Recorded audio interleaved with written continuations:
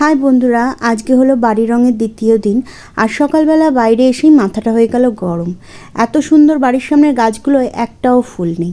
যাই হোক, সকাল সকাল চা খেলাম, তারপর দেখি কাকুরাও কাজে লেগে পড়লো। তা আজকে যেটা হচ্ছে সেটা হলো এই ঘরগুলোর সব দরজা জানালাগুলো ভালো করে ঘষা হবে, আর যে ঘরটা ছিল সেই ঘরটায় সেকেন্ড কোট হবে। তারপর বারান্দাটা পুরো খালি করে দেওয়া হচ্ছে, কারণ ঘরের কাজ মোটামুটি কমপ্লিট হয়ে গেছে। এবার শুরু হবে বারান্দার কাজ। আর তোমরা দেখতেই পাচ্ছ আমাদের বারান্দাটার কি অবস্থা। আর এদিকে দেখে নাও আমাদের বাড়ির ইলেকট্রিশিয়ান। আপনাদের যদি কারোর এখানে ইলেকট্রিশিয়ানের দরকার হয় আমার সাথে যোগাযোগ করবেন, আর পেমেন্টটাও আমার অ্যাকাউন্টেই করবেন।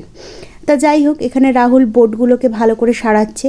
আমাদের বাড়ির যাবতীয় ইলেকট্রিকের কাজ ওই করে। আর এদিকে দেখুন আমার শাশুড়ি মাকে সকালবেলায় আমায় বলছিল পা যন্ত্রণা করছে, আর এখন চেয়ারের ওপর উঠে দাঁড়িয়ে এই সিমেন্ট ভাঙাভাঙি করছে।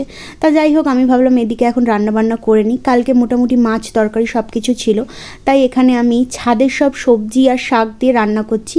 মানে মোটামুটি বেগুন, পালং শাক, ধনেপাতা, কাঁচা লঙ্কা এগুলো সবই আমাদের ছাদের।